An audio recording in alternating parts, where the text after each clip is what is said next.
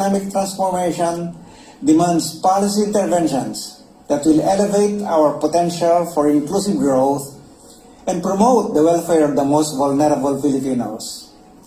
We shall push for these necessary measures as we build on foundations laid by past structural reforms and a path to sustainable economic development.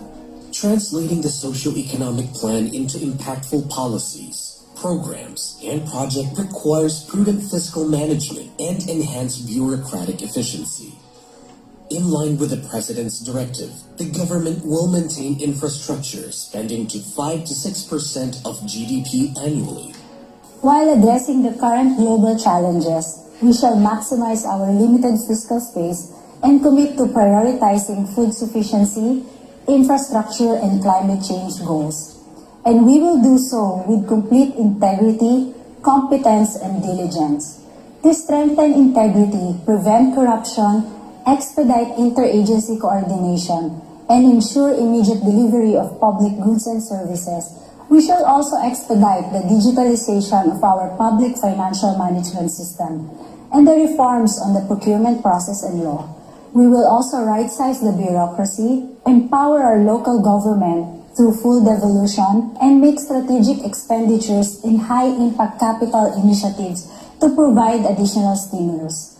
In addition to effective, efficient, and prudent fiscal management, macroeconomic stability will also be supported by sound monetary policy and a vibrant and inclusive digital payments ecosystem where every Filipino can actively participate and enjoy its benefits. On our part, BSP will remain committed to our core mandates of price and financial stability and promote financial digitalization and inclusion to continue providing an enabling environment for inclusive and sustainable economic growth. As an inflation-targeting central bank, our objective is to bring inflation back to within 2 to 4% target range. At the same time, we continue to back non-monetary interventions by national government to reduce supply-side pressures on inflation. Under our digital payments transformation roadmap, by 2023, we aim to first, digitalize at least half of the financial transactions, and second, for at least 70% of Filipino adults to own transaction accounts. The roadmap includes strategies and initiatives to facilitate the development of an efficient, inclusive, safe, and secure digital payments ecosystem. With solid macroeconomic fundamentals and decisive leadership, the Philippines is charting its course towards a more inclusive, resilient, and prosperous economy. When you think growth, think Philippines.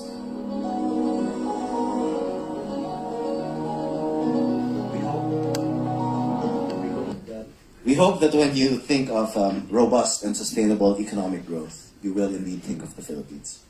Let us now move on to the next part of our program to deliver the opening remarks and introduce our keynote speaker. May we call on stage the Ambassador-Designate of the Philippines to Germany, the Honorable Irene Susan B. Natividad.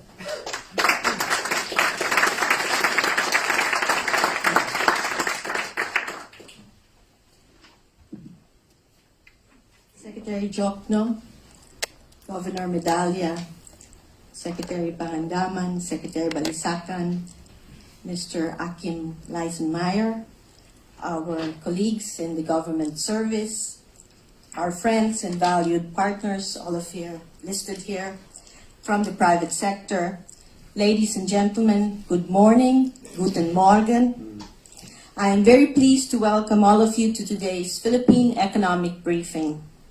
On his assumption to the presidency about 6 months ago, President Ferdinand Marcos Jr.'s first and most applauded action was to create a formidable economic team, which spoke volumes about his administration's priority, the Philippine economy.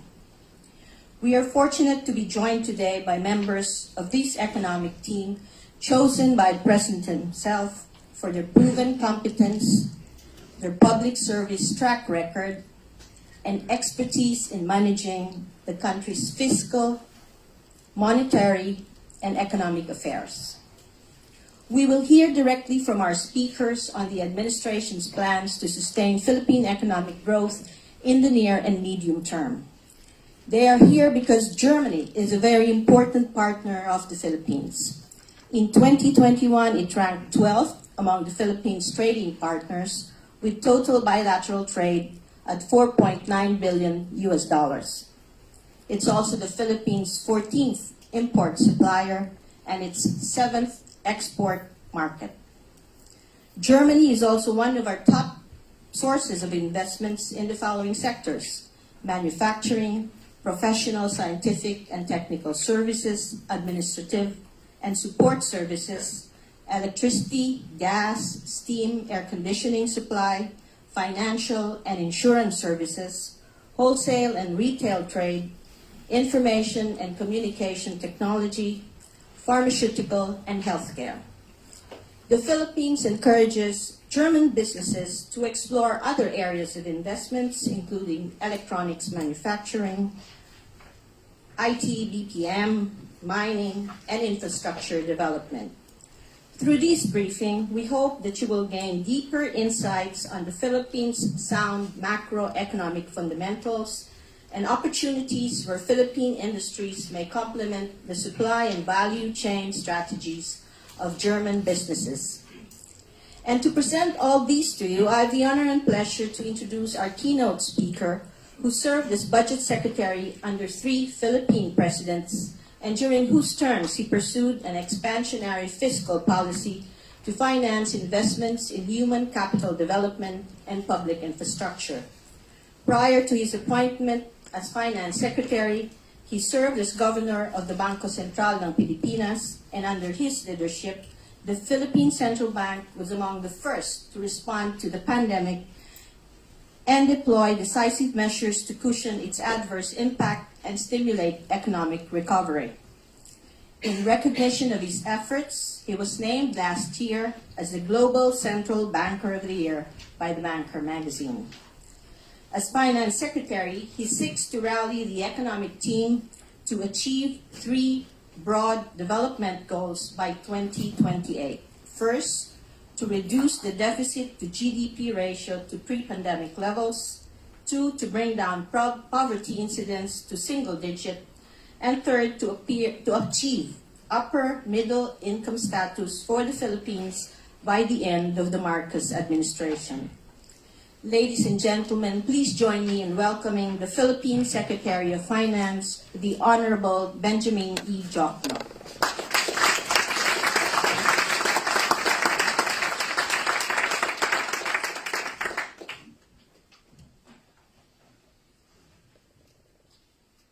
Ambassador Irene Susan Natividad,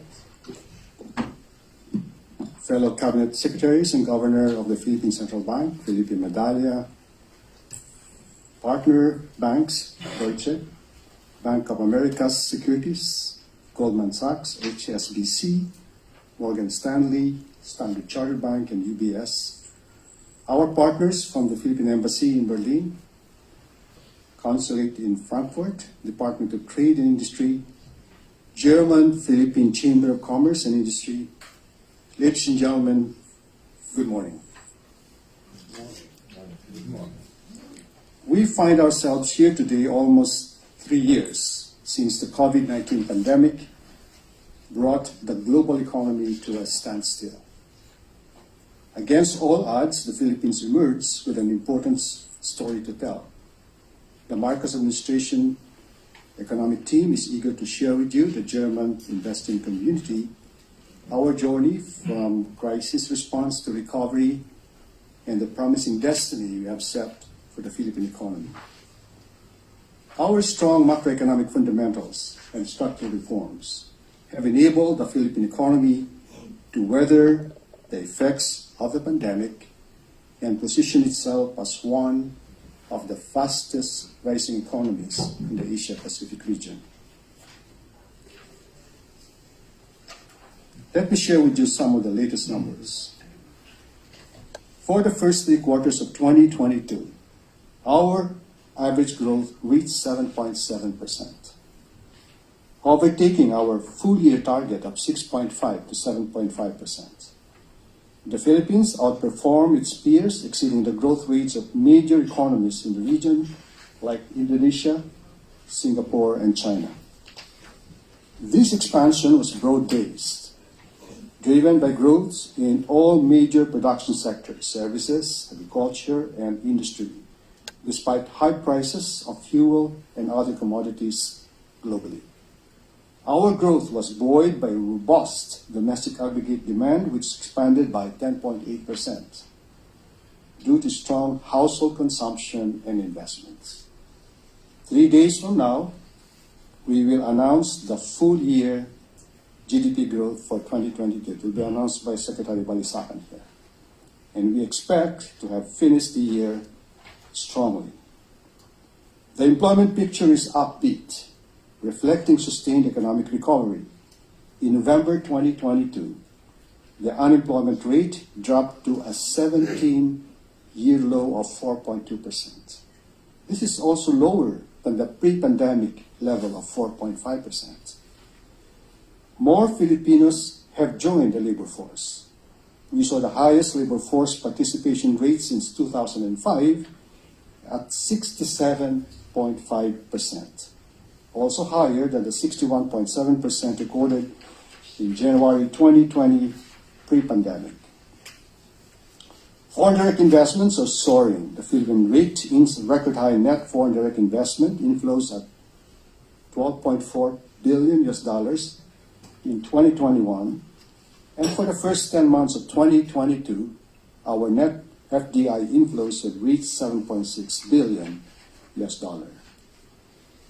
We are poised to overshoot our revenue targets with higher economic activity and a steady flow of investments.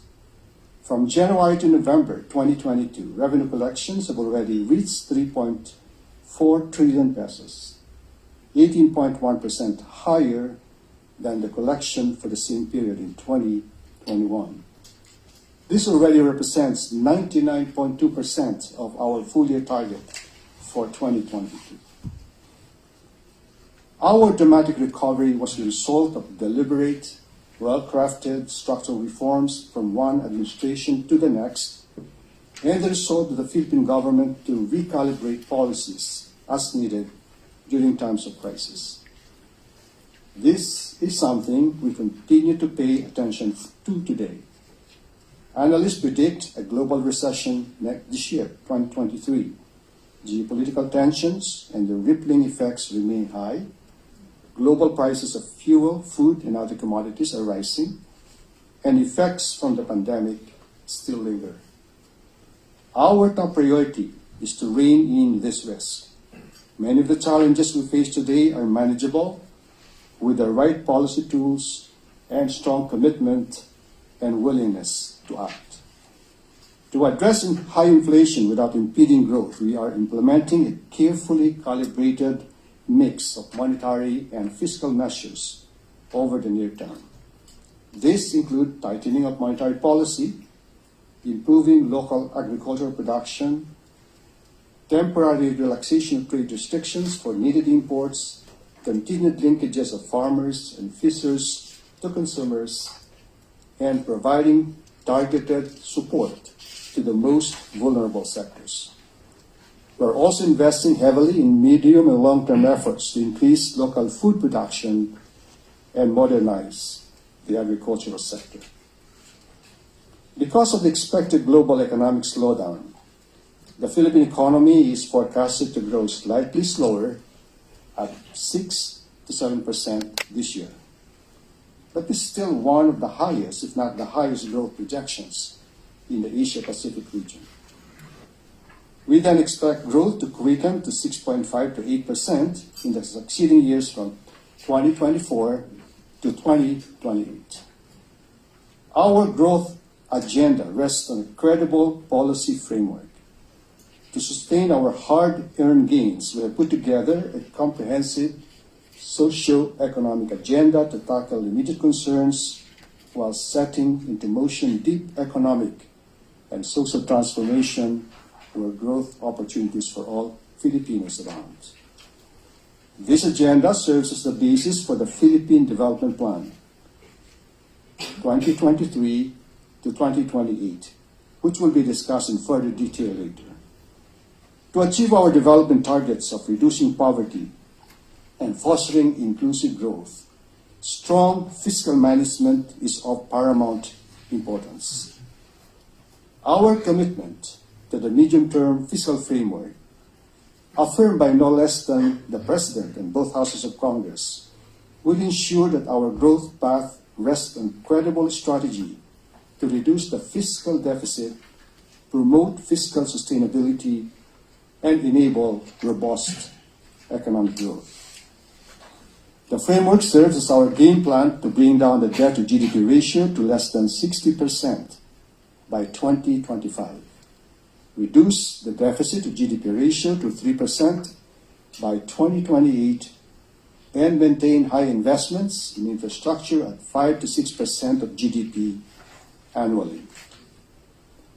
Our lofty economic goals are supported by structural reforms that remove barriers to foreign investments, further open economic sectors to foreign equity, improve the ease of doing business, and allow for modern, transformative industries to take root and grow.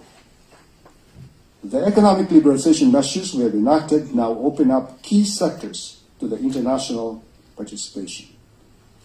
The amendments to the Retail Trade Liberalization Act, for example, have simplified foreign retailers' requirement as it lowered the minimum paid-up capital from $2.5 million to $500,000 US. Meanwhile, the amendments to the Foreign Investments Act provide flexibility and transparency in reviewing the foreign investment negative list. The law also liberalizes the practice of professions, making it easier for foreign investors that require foreign talent to do business in the country. We have also amended our almost century-old Public Service Act. This opened up public services such as telecommunications, toll roads, shipping, and expressways to 100% foreign ownership, while retaining public utilities as majority Filipino-owned. The Corporate Recovery and Tax Incentives for Enterprises, or CREATE Act, introduced the largest fiscal stimulus for businesses to date by cutting corporate income tax rates. The law also introduces an enhanced incentive package that is performance-based, time-bound, targeted, and transparent. The Strategic Investment Priority Plan serves as the primary basis for determining priority industries, projects, and activities that can be granted fiscal incentives under the CREATE Act. The highest tier of activities, which represent those that are qualified for longer income tax holidays, prioritizes emerging technologies such as artificial intelligence, nanotechnology, biotechnology, advanced digital production technologies, and innovation support facilities, including space-related infrastructure. We have created a more competitive and enabling environment for public-private partnership to support the Build Better More infrastructure agenda of the Marcos Jr. administration. This will further boost investments on top of our goal to spend at least 5 to 6% of GDP on infrastructure annually. The recent amendments to the implementing rules and regulations of the Build, Operate, Transfer law will allow the government to leverage PPPs and better direct resources to other critical areas of development and governance, including social protection measures. In pursuit of a just and clean energy transition, we have opened up the renewable energy sector to full foreign ownership. We have the Philippine Energy Plan 2020 to 2040 to serve as our blueprint towards a clean energy future. Under the clean energy scenario, we target to achieve 35% and 50% share of renewable energy in the power generation mix by 2030 and 2040 respectively. In the second phase of the ASEAN Plan of Action for Energy Cooperation, the Department of Energy will focus on cross-cutting issues such as decarbonization, energy transition, and digitalization of the energy sector. Targets include developing a common gas market, optimizing the role of clean coal technology, reducing energy intensity by 32% in 2025, increasing the component of renewable energy share to 23% in total primary energy supply, and share in installed power generation capacity to 35% by 2025. With our more open economy and business-friendly environment, we invite the German investing community to explore venture opportunities in the fields of telecommunication, airports, toll roads, agribusiness, renewable energy, and shipping. Now, the Marcos administration is determined to take the Philippine economy further than it has ever been. Our goal of inclusive, sustained, and shared prosperity calls for a more ambitious instrument for investments. During the World Economic Forum annual meeting in Davos last week, we shared with global business leaders that we have taken the first steps toward launching the Maharlika Investment Fund, the country's first ever sovereign wealth fund that will serve as an investment vehicle for funds from both public and private sectors in the Philippines and abroad.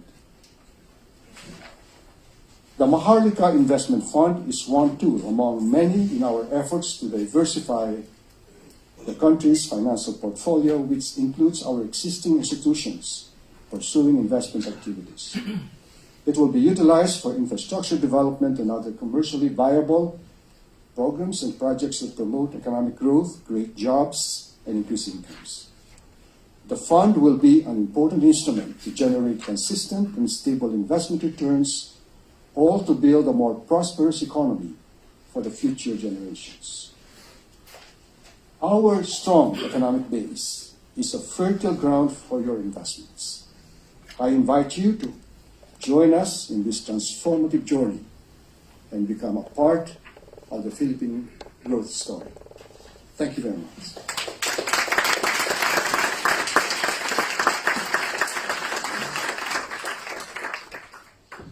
Thank you, Secretary Diokno.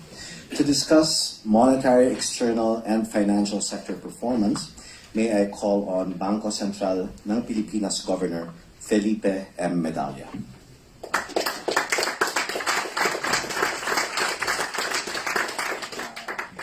Good morning to all of you in our own language. Magandang umaga.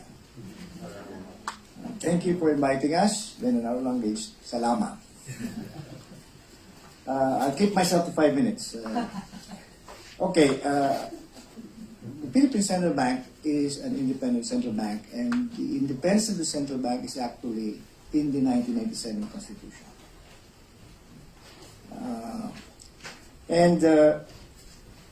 The government has only one representative in the Monetary Board, and right now is the Secretary of Finance. So we can outvote him. Okay? But we get lots of good inputs from him. So a very well-defined mandate. We call it the three pillars: price stability, financial stability, and safe and secure, efficient, and settlement system. I cannot say much about the last two because of time constraint, but it's already discussed. It's very important to us to modernize the payment system, more and more digital, and more Filipinos will have accounts. By the way, the telcos contributed a lot more to the increase in the accounts because it's a lot harder to be onboarded by banks. Okay, so we're meeting our targets there. Number of people who will have accounts and the percentage of transactions that will be digital. On the other hand, our regulation of banks is very, very straightforward. We make sure that banks that carry more risk put up more capital. And that has been rewarded. That policy has been very rewarding because as the as the crisis came because of health, banks remained healthy. And after the banks, up to the pandemic, the banks' lending recovered very quickly. So banks now have growing balance sheets which do not, at the moment, show any form of weakness. Of course, it also helped that some of the carried bankers still remember the 1997 crisis. And the banks themselves are very well governed, well, except the ones we already closed, which are mostly small ones that are not adequately capitalized. By the way, that's quite unpopular, but we have to do it.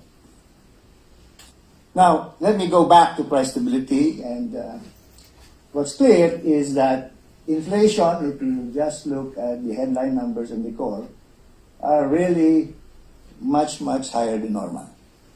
By the way, if you look at the short history of the Philippine Central Bank's private central bank, the longest number of consecutive months that we missed our target on the high side is 15 months. So what really means is that supply shocks do not become self-perpetuating inflation. Now, this is particularly a bad period because we had a series of shocks, as shown by the green little bars on the bottom of the page. We were initially expecting to go back to 0.3% per month inflation, but that was delayed by 2 months because of shortages of vegetables and, well, of course, the big news in the Philippines was shortage of onions. So, but as those, our policies are to prevent supply shocks from generating more inflation because inflationary expectations have gotten out of control. And as you can see, this is one of the reasons we're quite aggressive. You look at the charts there on the right, you will see that private sector forecast of inflation is much higher than our forecast. Okay, so there's a risk that the supply shock can generate what we call second order effects. Okay, and that's the reason we have to be quite aggressive. And we're actually more aggressive than all our Asian neighbors. In the chart.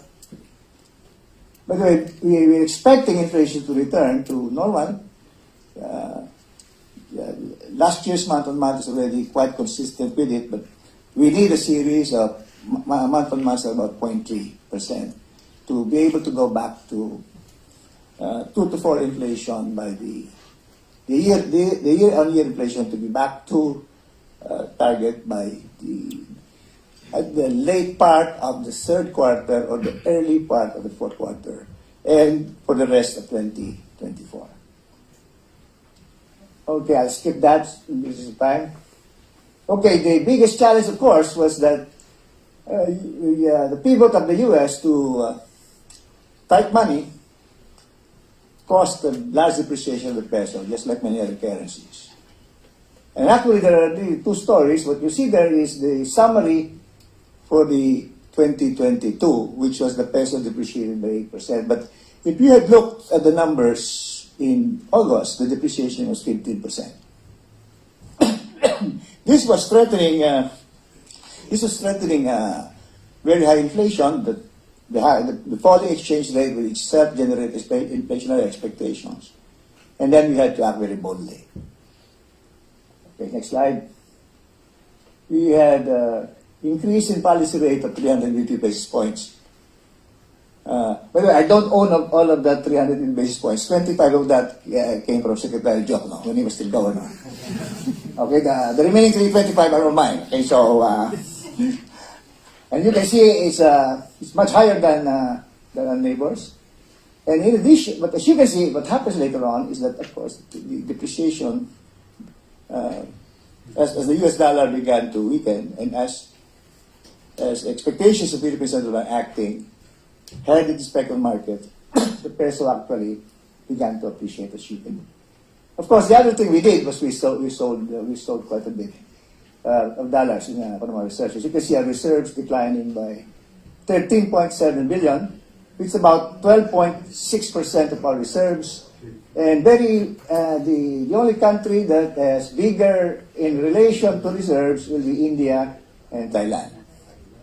So we are using essentially three weapons. So the point is, we expect to be very successful in bringing down inflation. We expect it to go back to, it's already target consistent at this point, but the year-on-year numbers will, of course, take time, most likely by the end of the third quarter of this year or the fourth quarter. Thank you very much.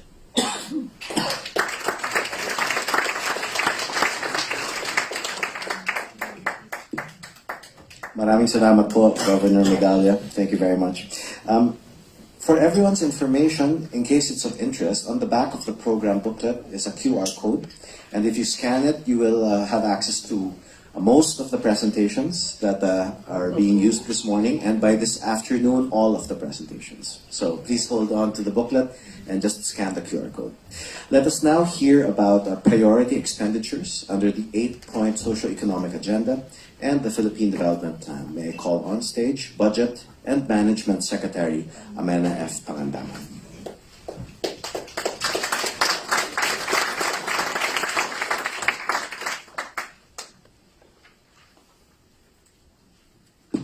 Ladies and gentlemen, good morning. First, I would like to thank the Philippine Embassy, Deutsche Bank, and the other partners for hosting us and allowing us to share our insights on the Philippine economy. The fiscal year 2023 national budget and important updates on the structural reform initiatives of the Marcos Jr. administration is in pursuit of its agenda for prosperity. Let me also share a common observation that we've seen in the past days: optimism about the Philippine economy. This is not without basis. Businesses, consumers, and the government all agree that the Philippines is on track towards strong recovery. But we are also aware of the continued external challenges to recovery and economic transformation. Hence, we have prepared and designed our policies and programs to address this. Let me share with you an overview of the fiscal year 2023 General Appropriations Act. The national budget of the Philippines amounts to 5.268 trillion pesos or 94.82 billion US dollars. It is an 4.9% higher than the last year's budget and is equivalent to 22.2% of the country's GDP. Framed by the 8-point socio-economic agenda of the President Ferdinand R. Marcos Jr. and supporting the Philippine Development Plan 2023 to 2028, this budget will lay the groundwork for our agenda for prosperity, to build an inclusive and sustainable economy where no Filipino is left behind. We are determined to ensure food security, to improve agricultural productivity, and the re-establishment of the Philippines as a top exporter of agricultural products. Thus, the agriculture budget has received a boost of more than 40% of its previous year's allocation, with 173.6 billion pesos or 3.12 billion US dollars. Of this amount, over 42 billion is set to improve the production of agricultural commodities, including rice. There are also other programs for farm-to-market roads, farm-to-mill roads, as well as agricultural machinery, equipment, and facilities. To make the Philippines an investment destination, we need to create the environment for it. Hence, we are keen on building better and more public infrastructure, digital infrastructure, and social infrastructure. The budget prioritizes infrastructure as a vital element in economic transformation. To achieve this, the government is projecting infrastructure spending to remain between 5 to 6% of GDP over the next 6 years. And to improve transportation in the Philippines, in line with the administration's Build Better More program, the Department of Transportation is allotted with 1.91 billion US dollars, which also represents 40% increase from its previous year's allocation. Meanwhile, as we acknowledge the importance of sustainable economic growth, the government has also invested in renewable energy infrastructure and alternative resources that will contribute to sustainable development. Thus, the Department of Energy will receive $6 million for its Renewable Energy Development Program, Energy Efficiency and Conservation Program, and Alternative Fuels and Technologies Program. Furthermore, mobilizing resources that enhance resilience and promote low-carbon development is a key agenda of the government. In pursuit of this, the budget for climate change adaptation and mitigation will reach to 453.11 billion pesos or $8.16 billion in 2023, which is equivalent to 8.6% of the total budget. This is significantly higher by 56.4% than the previous year's allocation. To fully attain the PDP objective to foster enabling environments encompassing institutions, public investments are being made to expand and improve digital infrastructure to ensure a technology-enabled workforce and improve governance. As mandated by the Philippine Constitution, education remains our #1 budget priority, with an allocation of $16.13 billion. And in line with the commitment to strengthen the healthcare system, and following the pandemic, the Health Department has one of the biggest increases in the budget, with an allocation of $5.66 billion. And to ensure that our agenda for prosperity covers every Filipino family, the national budget also prioritizes the reinforcement of social protection with some $3.59 billion. The Budget Department wants to ensure the longevity and continuity of these programs. So we have set in place legislative and budget reforms to safeguard the integrity of our budget process.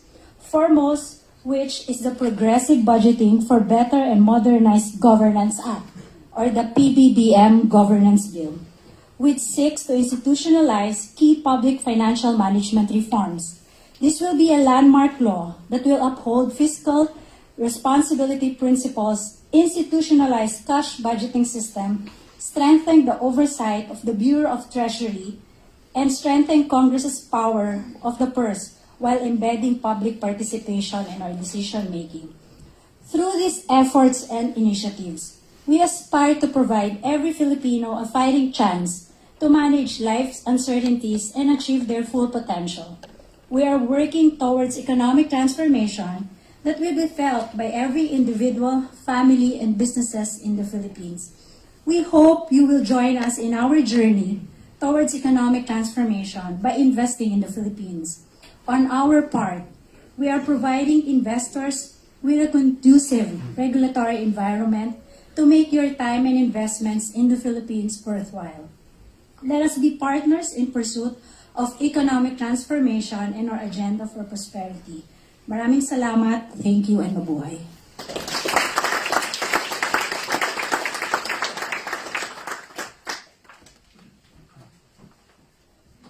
Thank you, Secretary Pangandaman. For an overview of the Philippine socio-economic agenda, may I call on National Economic and Development Authority Secretary Arsenio M. Balisacan.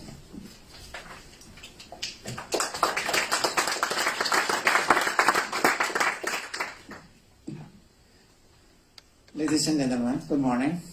Good morning. As we in the economic team close our set of presentations, please allow me to provide an overview of the Marcos administration's agenda for economic and social transformation. This socio-economic agenda is embodied by the Philippine Development Plan 2023 to 2028, the country's medium-term development blueprint. What does the administration desire for the Philippines, especially the economy? After more than 2 years under the pandemic, the goal is the reinvigoration of job creation and acceleration of poverty reduction by steering the Philippine economy back to the high growth trajectory. More importantly, the focus is no less than effecting economic transformation toward a prosperous, inclusive, and resilient Philippine society. The plan spells out the government's policy strategies, including actionable reform initiatives and legislative priorities to attain our desired socioeconomic target. These targets include the rapid and sustained economic growth, but it shall be growth that is inclusive, that is, it is growth that creates more, better, and green or resilient jobs to reduce unemployment and allow our people to earn decent incomes. Further, it's growth that is, one, supported by low and stable prices to protect people's purchasing power, two, buttressed by a robust fiscal space, and three, powered by a dynamic innovation ecosystem. Of course, growth is not the end in itself, only the means to see poverty reduced from 18% of the population in 2021 to a single-digit level of 8 to 9% by 2028. Our strategies involve transforming the production sectors. We will modernize agriculture and agribusiness to raise overall productivity, as well as to create and diversify into higher value-added products. In this manner, we shall ensure food security for all Filipinos. Industry will be revitalized with technology as we embed services into manufacturing to imbue our products and exports with greater value. Our services sector, our strongest performer, shall become a modern, productive, and resilient global leader. Tourism will be a strong driver of growth, together with our buoyant and resilient creative, IT, and business process outsourcing sectors. Of course, an economy is only as dynamic as its people. This is why we shall enact policies and programs that promote and develop our social sectors in education, health, and labor. This entails upgrading the skills of our labor force and matching this with requirements of industry, addressing the socioeconomic scarring inflicted by the pandemic and the vulnerable segments of our population by boosting health, ensuring food security and proper nutrition, and strengthening social protection. Filipinos will enjoy livable communities where spaces for work, recreation, and transit will be integrated into our plans for the use of our spaces. Our transformation will be supported by a robust and enabling physical and regulatory environment where we shall ensure macroeconomic stability and expand our sources of financing. This will allow us to upgrade our infrastructure, especially with those promoting local and global connectivity and ensuring the resiliency and sustainability of our energy and water supplies. Good governance, including an efficient bureaucracy, a responsive regulatory system, and robust law enforcement, shall underpin economic activity, assuring businesses that our rules will be transparent and predictable for long-term investment decisions. So, what is in it for investors and businesses? The Philippines is a fast-growing economy of over 110 million people. Apart from having a sizable domestic consumer market, it can serve as a competitive launching pad for the ASEAN economies, home to over 680 million people, roughly 9% of the world population.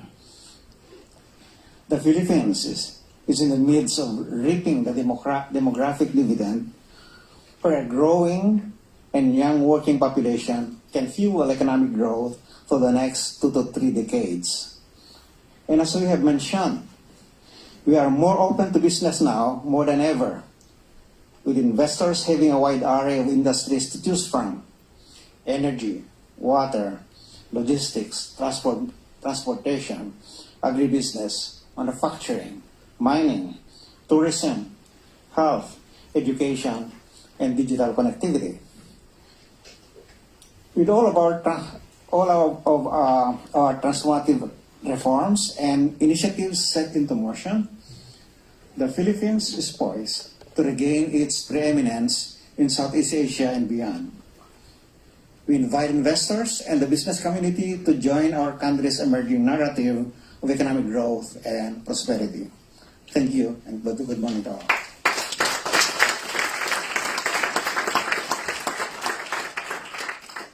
Thank you, Secretary Balisacan.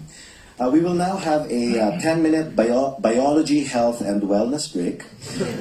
We have allotted 3 minutes and 20 seconds for each. We will come back for the panel discussion and open forum. We look forward to hearing your questions. And we invite everyone to partake in the meantime of the coffee and snacks being served in the foyer. See you in 10 minutes. Thank you.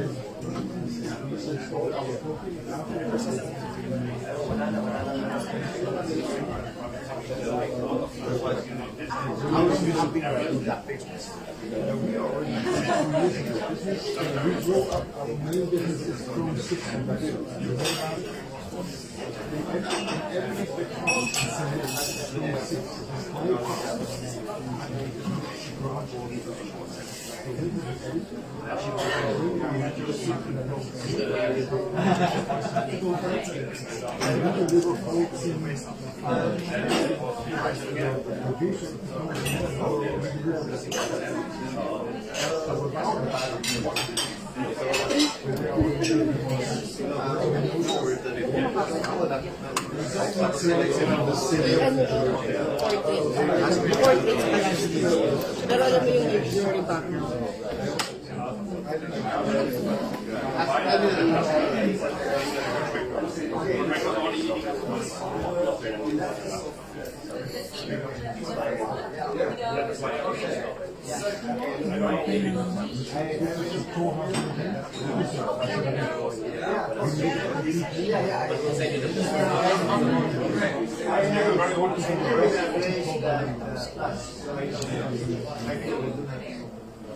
Please bring this for area. I know.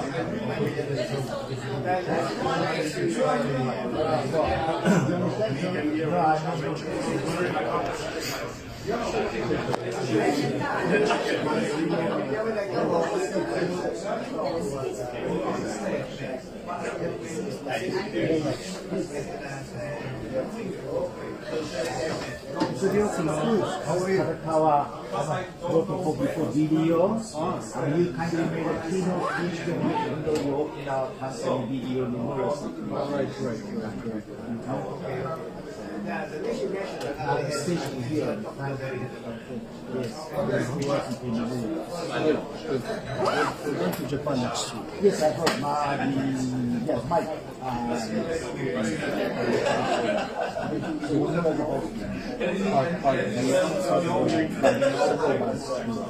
So how are you doing here? No, I'm already in Europe total 21 years. Before World War II, I was here in Frankfurt 9 years. I also worked in Madrid. So you were here also during the pandemic? Yes, that's correct. That's correct. Let me just have a simple question. Unless you want something? No.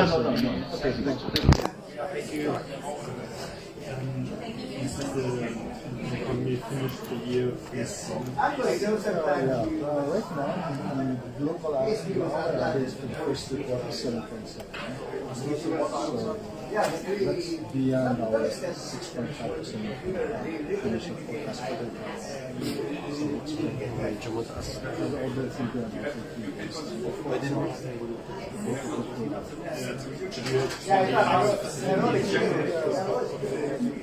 it's going to be strong because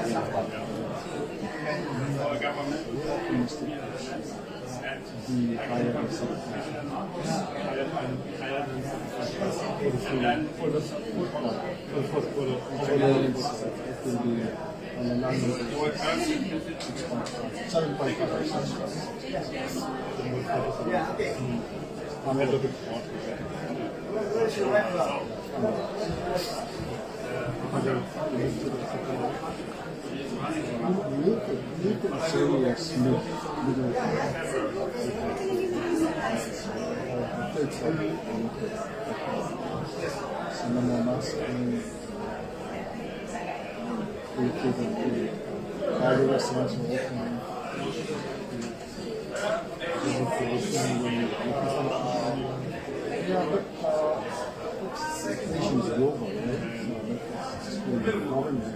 We expect inflation this year to be on average of 4.5%. I think it was 4.8 last year,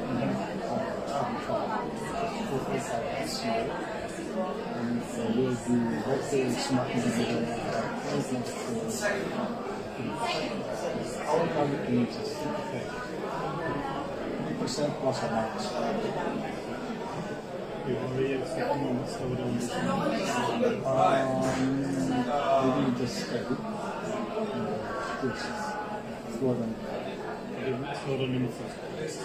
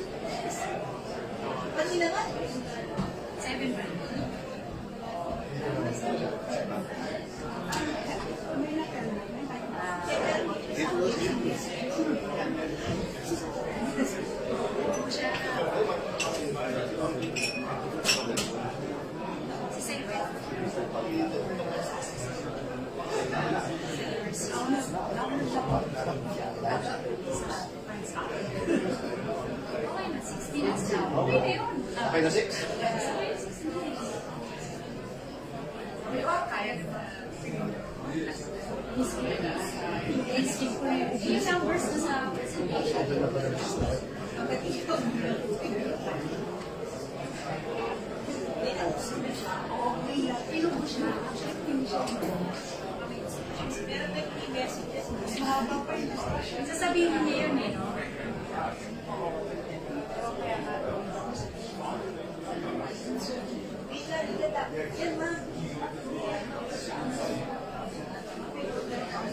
Bakit? May ba siyang item, di ba? Ay, si sir, okay daw sa kanya na invite magsalita si Popo. Kasi request mo yung si Desi. Good morning.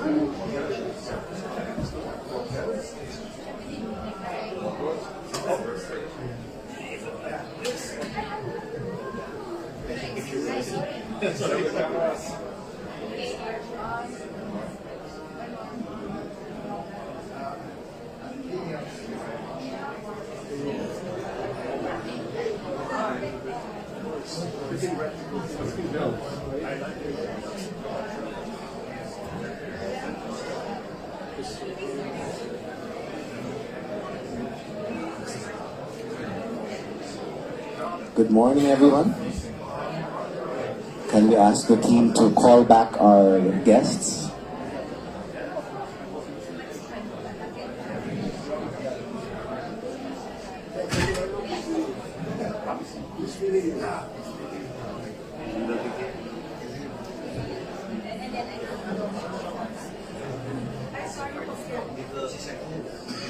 Second to the right. Yes.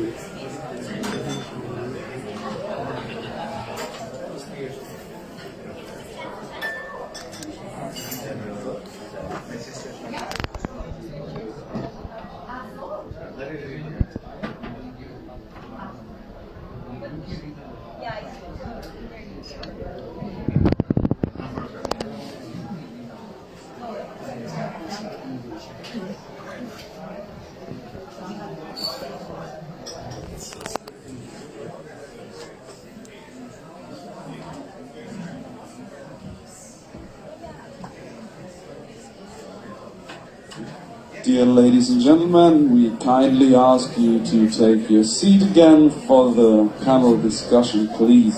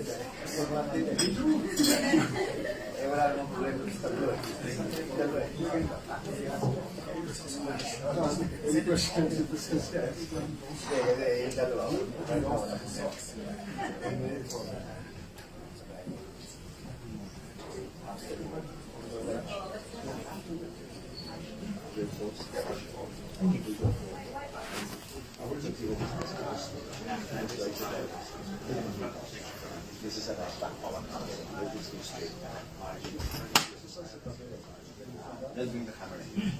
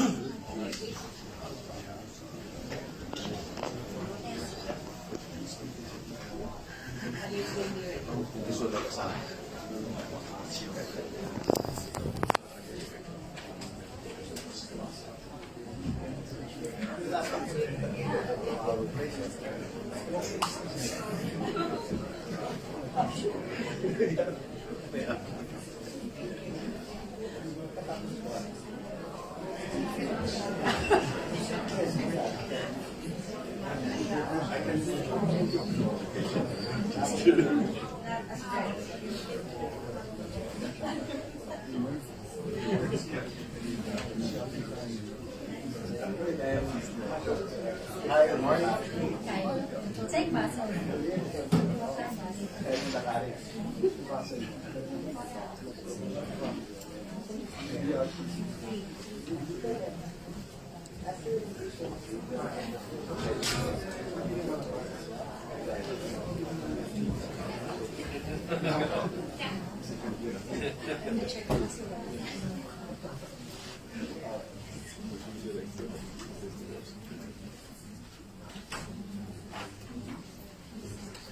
good morning, everyone. Welcome back to our session.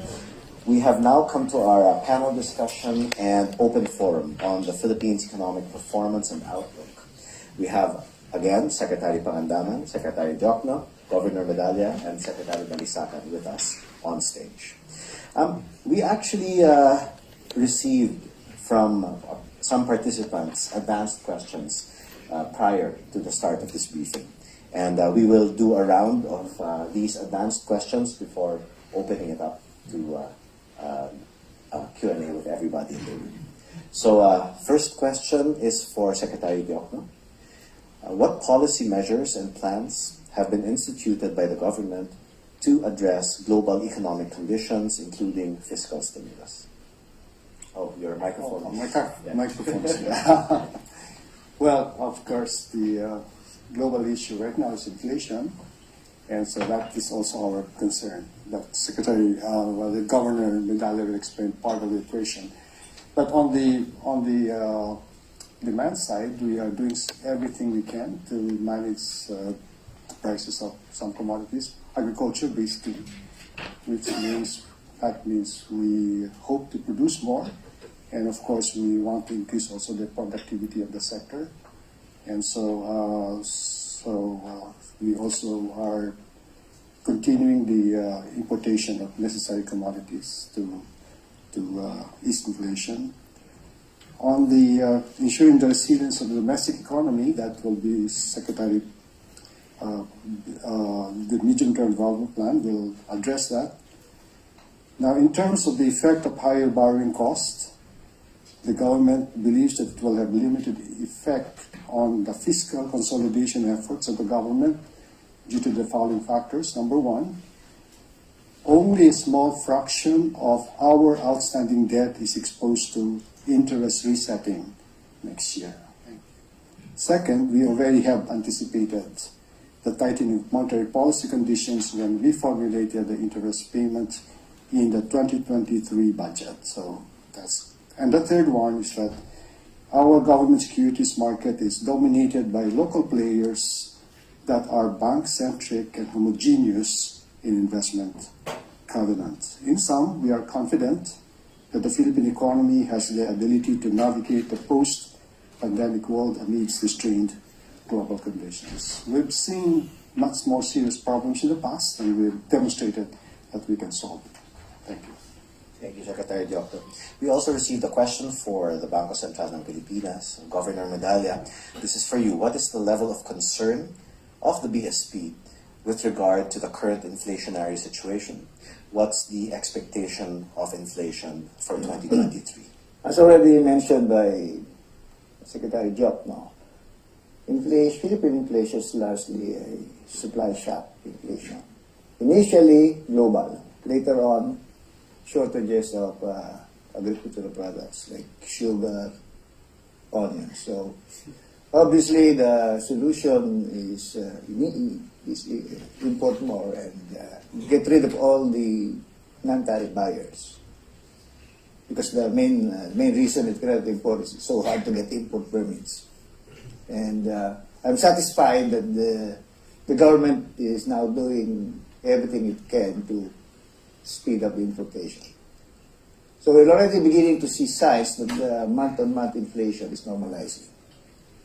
And unless there is a large shock again that's associated with the weather and the rest of the world, because of our very aggressive monetary policy, we do not see the shocks be propagating self-fulfilling inflation. We expect inflation, therefore inflation happens, and that's the reason we were very aggressive. Now, we expect that by the end of the third quarter or by the fourth quarter, we will already be below 4%. And indeed, our models predict that we may, because of high base effects, because the past price levels are so high, we will actually be below 2% early 2024. So in other words, by 2024, we will be more or less in the near the midpoint of our target. Now, if you look at our history, the longest number of months, consecutive months that we were above 4% is 15 months. In other words, you have four large shocks, 3 or 4 large shocks coming in a span of 4 months. And it takes about 16 months for the base effects to eventually ruin the inflation. And since the shock does not beget additional wage price effects of inflation, no second order effects, inflation's gone by 15 months. In this particular case, if you use that formula, inflation will be back to normal. It started in April, so 15 months will be July. But I think this inflation, the supply shock, is quite worse than before. So we probably have 17, 16, maybe worst case scenario, 18 months at about 4% inflation, then back to normal. So that was that's this advantage of being a credible inflation targeting central bank. Eventually supply shocks, the effects of supply shocks disappear, and we're back to normal. Of course, it's hard to rule out that there may be another supply shock, but we don't know where it's going to come from. Right? But our baseline scenario is the Philippine agricultural shortage problems will be addressed. And of course, we're also seeing our imports, the price of our imports starting to fall.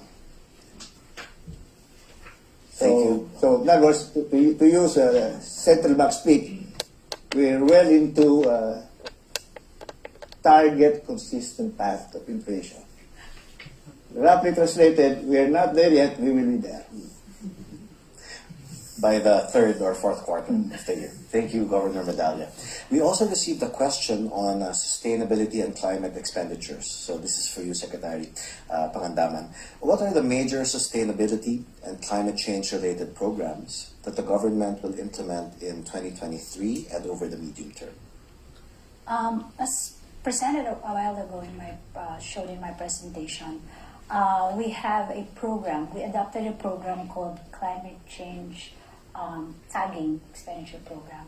So this was introduced nearly 5 years ago, and that during our budget calls, we asked our national government agencies and departments to climate-proof their projects and programs. It's worth noting that since the inception of the program, our projects that are climate-proof increased from 0 to 6, it's averaging from 16% of the total national government budget. So now it's roughly 500 billion pesos. Most of the projects goes to of course, the infrastructure programs of the national government, which is under the Department of Public Works and Highways, to institute reforms and make sure that our infrastructure projects are climate-proof. And much of it also goes to the Department of Transportation to ensure the transportation sector emits low carbon footprints. And some amount is also given to the Department of Agriculture for our water sustainability, and the Department of Energy to ensure that we have a good regulatory framework to ensure investments in renewable energy. Thank you, Secretary Pangandaman. A question on infrastructure development for our Socio-Economic Planning Secretary. Secretary Balisacan, what are the progress and challenges of the Build Better More program, and what is the status of the program, including public-private partnership opportunities under the Marcos administration? Thank you. As we indicated earlier, the current administration is moving to ramp up the infrastructure development of the country. we are working on a 5 to 6% of GDP going to infrastructure development. Comparatively, that's quite high in relation to the past 2-3 decades experience of the country. As of today, we have started compiling all these potential infrastructure projects. We will be within this quarter. We'll be releasing what we are calling the Public Investment Program for 2023 to 2028, as well as the 3-year rolling infrastructure program for 2024 to 2026. The latter is used to help inform the budgeting process for our key priority projects. Now, as of today, we have the various agencies of government have identified for this public investment program for the medium term over 3,600 projects. That amounts to something like 372 billion US dollars over the medium term. Out of this 3,600 projects, we are looking at, we're seeing 180 plus of these projects have cost exceeding at or exceeding 45 million US dollars, which means that these projects would have to go through to the approval process of our government. Out of these 3,600 projects, we are looking at a shorter list of what we call the infrastructure flagship projects that we would want to see implemented, completed, at least started during the administration, up to 2028. And these projects are chosen for the responsiveness to the goals of the Philippine Development Plan, that they are part of the master plans of our key agencies, and that these are responsive to or have national significance. This now total to 206 projects worth 159 billion US dollars, and they are in various sectors, like 136 of those are on physical connectivity, 9 are on digital connectivity, 42 on water resources, 8 on health, 2 on power and energy, and others, about 9 projects. As of the end of last month, we have identified or in the pipeline for public-private partnerships are already 87 projects, and this amount to or have an expected cost of 54 billion US dollars. The projects that I mentioned earlier, this 206, that would go into what we call the Marcos administration infrastructure flagship projects, will likely also be, or many of these will also likely be the form of public-private partnerships, especially partnerships between government and investors, both local and domestic. So I think with those projects, we'll see a major transformation of the physical landscape of the country in the next 6 years. And again, there's a lot of opportunities for the business community, including those outside the Philippines. Thank you, Secretary Balisacan. That completes our first round of questions. We actually received many more, but we'd like to hear from those in the room first, should there be any questions. May I request those who will be asking our panelists their question to first state your name and your affiliation. We have microphones on either side of the room, so please just raise your hand and we'll bring a microphone to you if you have a question. Please, ma'am.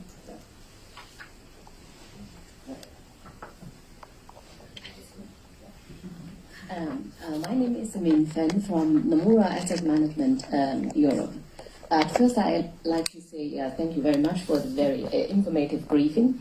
My question is, What are the competitive advantages of Philippines in comparison to other ASEAN countries and also India to attract foreign direct investment? Thank you. Well, number one is as we mentioned, we made a lot of structural reforms during the pandemic.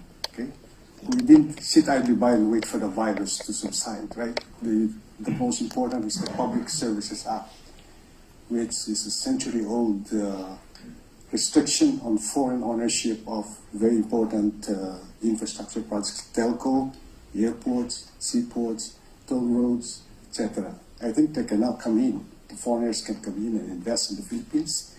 And also we opened up renewable energy, 100% ownership. Of course, we recognize that we probably lack the necessary infrastructure, but that we try to address that during the past administration. We spent something like 5 to 6% of our budget for infrastructure. So we're building railway system, we're building subways, right, bridges, etc. connecting. So we hope to accomplish this during this term. We have another program, Build Better More. So we will build something like that. Okay. So that itself all are the advantages. But I think we also have the political advantage. I think our political system is fairly stable. We have, for the first time, a popularly elected president, majority elected by the people, and we have a very smooth transition of power, okay, that you don't see in other countries right now, even the U.S., right? And now it's happening in other countries like Brazil and Peru and Tunisia. It's all over. Okay, so we can sell that also. We have a very stable political system. That to me are the strongest point, and also very strong private sector support. So we just came from Davos, and we have a huge private sector delegation supporting the president. So those three are our main. Plus you mentioned the population dividend. We have a very young population, tech savvy. Okay. In an aging world, that's an asset. But can I add to that? In the banks that we regulate, especially the foreign ones, they locate their global service centers in the Philippines, and I think Deutsche has more than nearly 3,000 employees there. It's not one of the biggest, but you can be the biggest. No? JP Morgan has 18,000. When I was being interviewed, I said, "Oh, JP Morgan has 16,000." And I got a call from JP Morgan. No, you're wrong, Governor. It's now 18,000. So the presence of the global banks doing the global service centers, and it's not just the banks that are doing it. So I think that's another strength. Now the other one is not a strength, but since we are quite far behind, there's so much room to expand. Like it's hard to match tourism in Thailand, right? They talk about 50 million tourists, but Philippines also has quite a bit of promise there. Now, in the case of minerals, the main problem is getting the communities to accept mining activities. So I guess the management of the environmental impact has to be, if that can be unlocked, there's quite a bit of promise in mining as well. Thank you. As you may know, the Philippines is a key member of the ASEAN, the Association of Southeast Asian Nations. So actually, when you enter the Philippines, you're entering the ASEAN market because once you get your products produced there, it's so easy to move to all these other 9 or 10 other as members of the ASEAN community. As I mentioned earlier, there's 680 million plus people of various stages of development. Yeah, and I think just to add on the infrastructure, this administration has more than 100 implementation-ready infrastructure projects. So the investors are ready to come in. That these are projects that they can easily implement. Thank you very much. And ma'am from Nomura, thank you for the question. Political stability, a young workforce, human and natural endowments, regional integration in ASEAN, private sector support, as well as readiness on the infrastructure front. All answers to your question, ma'am. Thank you for that. I saw a hand somewhere in the middle. If we could go there first. Yes, ma'am. Sir, please. Yes. Yeah. Hello, my name is Knut Pielstecker. I'm representing Bauer Spezialtiefbau and our Philippine daughter company, Bauer Foundation Philippines. At the moment, we own 40% of the company. We are working on your Manila Metro project, and we want to work on the North-South commuter rail. And our problem at the moment is our investments are a little bit, let's say, obstacled, a little bit blocked due to this construction license program that we can only own 40% of construction company.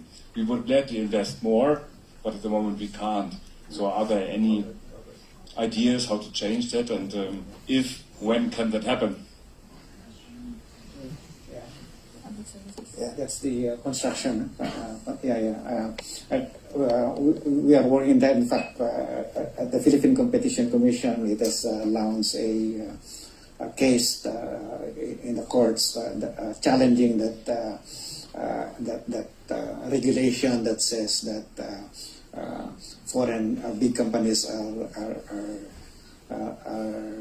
less preferred to domestic companies, and said no, the playing field should be the same for domestic and foreign companies. And let me get back up to you on that, because that was a live case when I was the chairperson of the country's antitrust agency not so long ago.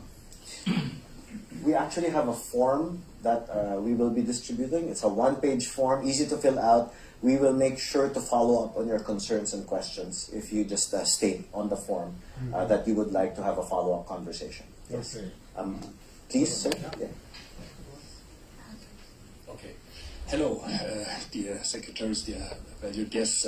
My name is Andreas Klippe. I'm based in the Philippines. I'm the chairman of the European Chamber of Commerce Central Luzon and the founder and owner of Flood Control Asia, a corporation based in Clark. And we are manufacturing. We are also in construction, so I understand very well the question before. And we realized for exporting it is quite difficult to get people who know very well about letters of credits.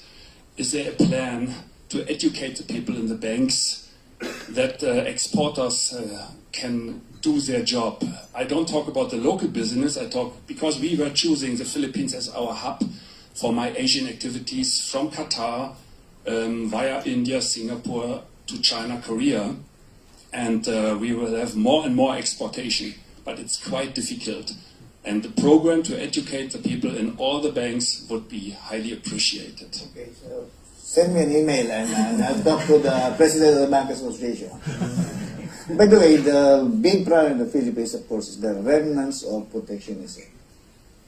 And this government is doing, this one of the last ones, doing their best to get rid of all of this. Because unfortunately, some things are embedded in the Constitution. And I don't think construction is right. So, but in the case of renewable energy, the previous government said renewable energy is a natural resource, and natural resource must be 100% Filipino-owned. Fortunately, the head of Department of Energy is an excellent lawyer as well. He said, no, these are natural resources, but they belong to everyone. Therefore, there is no restrictions. Renewable resources can be 100% owned by foreigners. So in some cases, what we have to do is get good lawyers and say, oh, this is the Constitution, your interpretation is wrong. Now, the other one is get laws to be passed, to clarify. Like we had passed the Public Services Act. And we said, this, and this are not public utilities, therefore open to foreign investment. Of course, it's hard to say that electricity is not.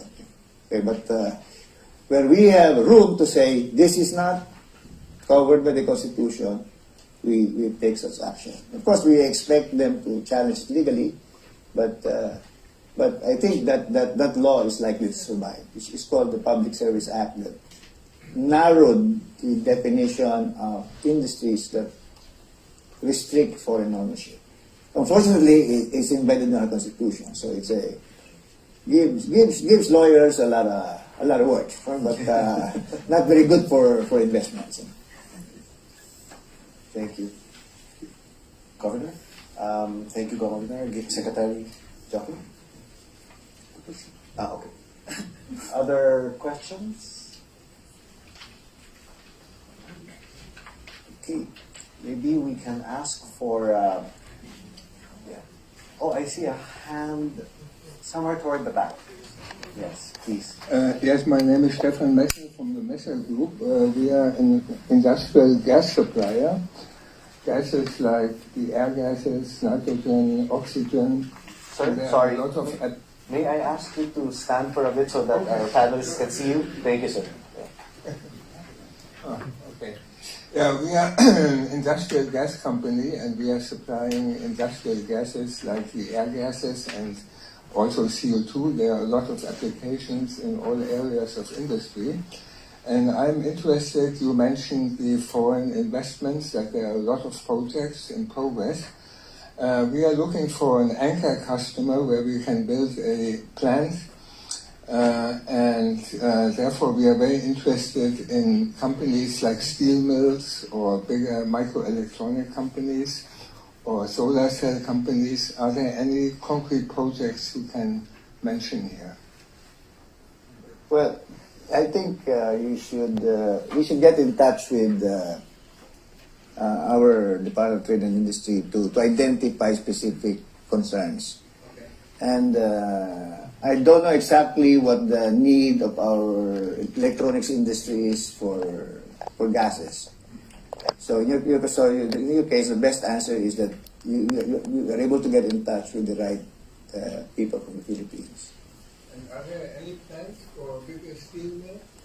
Well, right now, I don't think they are building new steel mills because one of the big problems with steel is the flood of imports from China and other countries made it harder for Philippine steel mills, which are quite small, to compete. On the other hand, we take a relatively free market attitude, and as much as possible, we don't want industrial policy because our experience with that has not been very good. So the decision to make those investments are largely private sector investments. Our role is, if there are problems that are being caused by this or that, like in some cases the right-of-way issues, then that's the time that the Philippine government can facilitate the investment. Now, in other cases, if you are in certain priority areas, of course there are tax incentives, like the BPOs have tax incentive because they are largely export-oriented. So there are various agencies in the Philippines that could help you depending on your concern. In our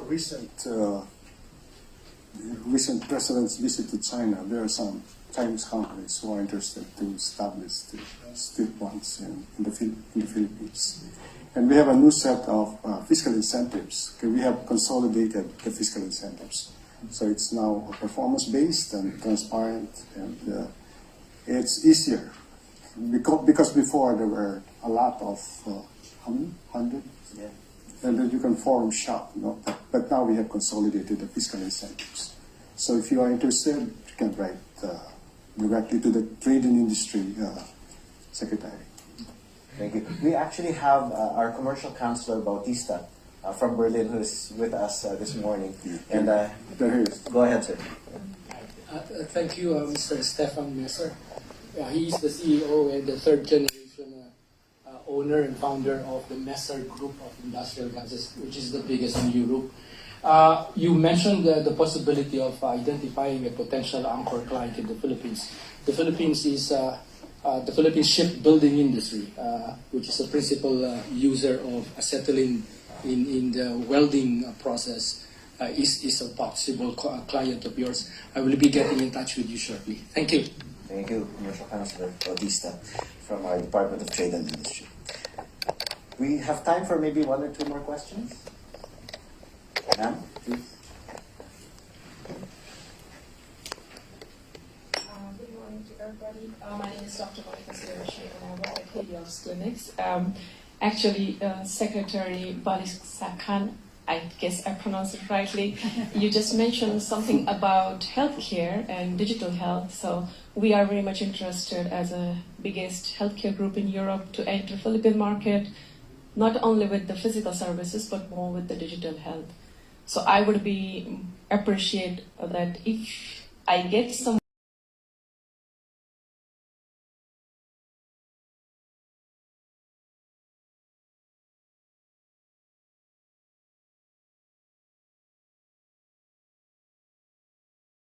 more information, like which projects are going on or what are the government key priorities. And again, our BTI representative is here who can provide the proper connection with respect to your question. I think that they can provide you with the roadmap that they have prepared with respect to linking the healthcare with our strength in the services sector, like digitalization, e-commerce, to add value to our and embrace the productivity of our healthcare system. Thank you. so much. Actually, I'm already in contact with you. Yes, that's that person over there. Thank you.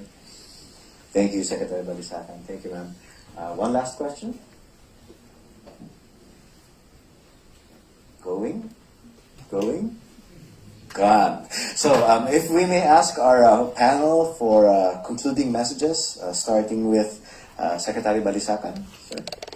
There's no better time that I've been a student of the Philippine economy for the last 40 years, and not be I can be biased here, but there's no better time than now to invest in the Philippines, open up the economy quite extensively, and the opportunities are quite high, and so please join us in our journey for prosperity and development. Thank you, Secretary Balisacan. Secretary Pangandaman.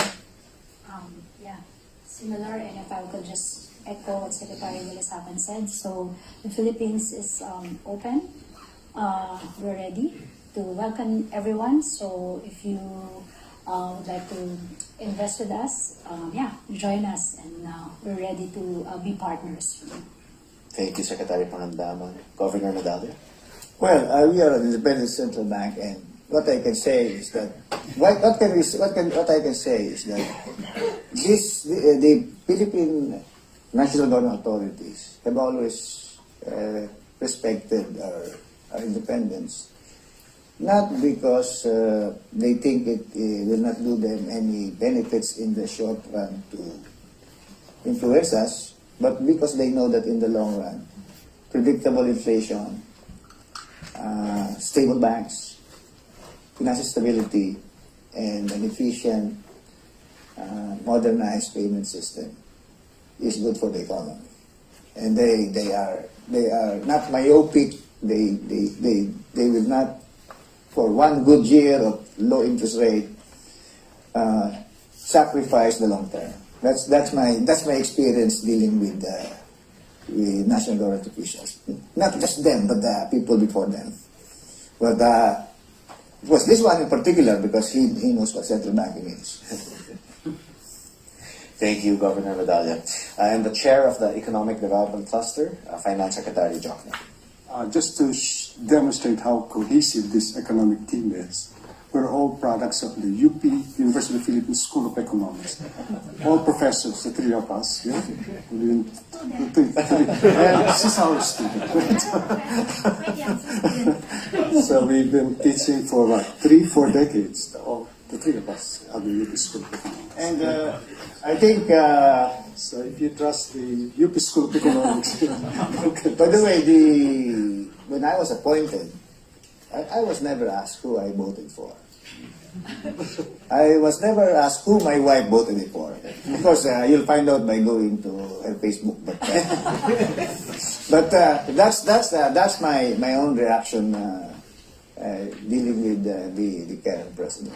He literally doesn't care what your politics is. If he thinks you'll be good for the economy, is what's important.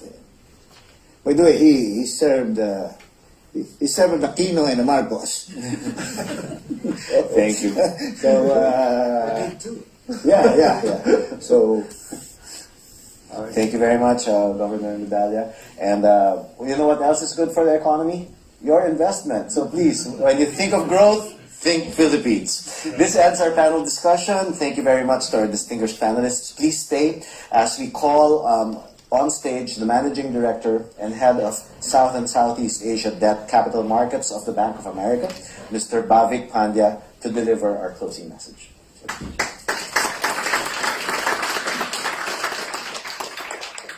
Good morning, everyone. It's always very tough to give the closing remarks when you have such esteemed speakers here, but I'll try my best. My name is Bhavik Pandya. I'm based in Singapore, and I run the debt capital markets business at Bank of America for South and Southeast Asia. Firstly, I would like to start by expressing my sincere gratitude to all the speakers, and the moderators and the panelists here from the Philippines. It was a very candid and a very relevant discussion. And I'd also like to thank all the participants for joining us today, in person. Post-COVID, this is the first time that we're coming with the government here to Europe. So we really appreciate you taking your time on a Monday morning and sharing the space with us.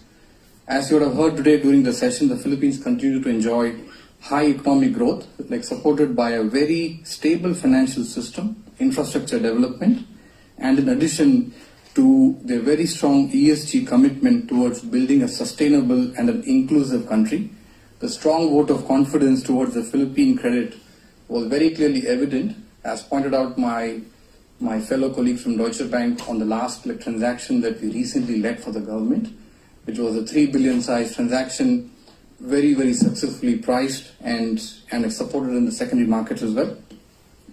Under the leadership of President Marcos' administration, we are confident that the Philippines will continue to prosper and that the economy would be in a much better shape in the years to come. On behalf of the organizing committee, we are very honored to be part of the Philippine economic briefing under the new administration and would like to thank you once again for the opportunity to come and talk to you. As they say, it's more fun in the Philippines, and now they say think growth, think Philippines. So you can combine both growth and fun in the Philippines. Please come. Thank you. So David, please stay.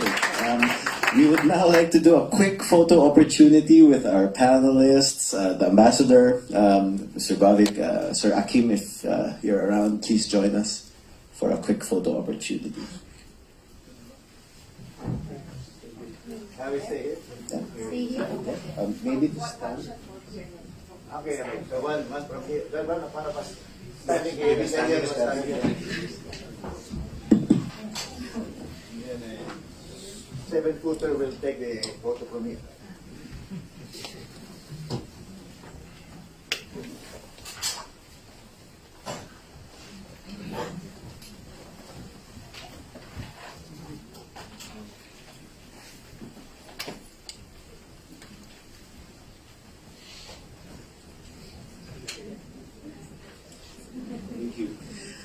Thank you very much. Dankeschön. That was the most quiet photo opportunity I've ever seen. Oh, another one with everybody. Yes, facing the other way. So can we ask everyone to stand so you can be seen in the photo?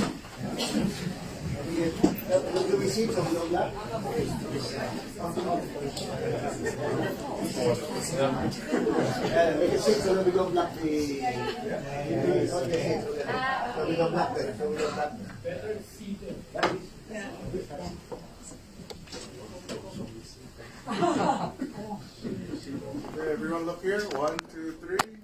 One more. 1, 2, 3. Okay.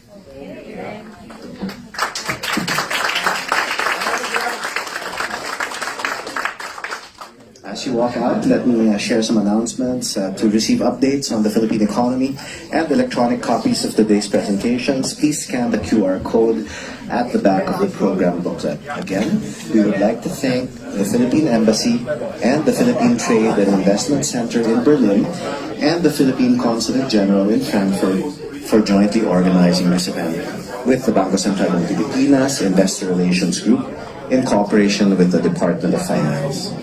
We are extremely grateful to our partners, BofA Securities, Deutsche Bank, Goldman Sachs, HSBC, Morgan Stanley, Standard Chartered Bank, UBS, the German-Philippine Chamber of Commerce and Industry, the German Asia-Pacific Business Association.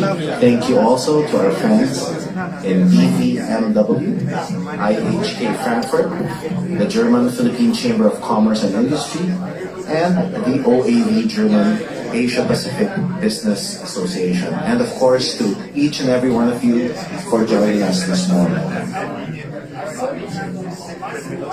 Please answer the survey form that was distributed. It's one page, it's easy to fill out, and we promise to follow up on the concerns that you raised. The forms will be either collected from you or please submit them to the registration desk.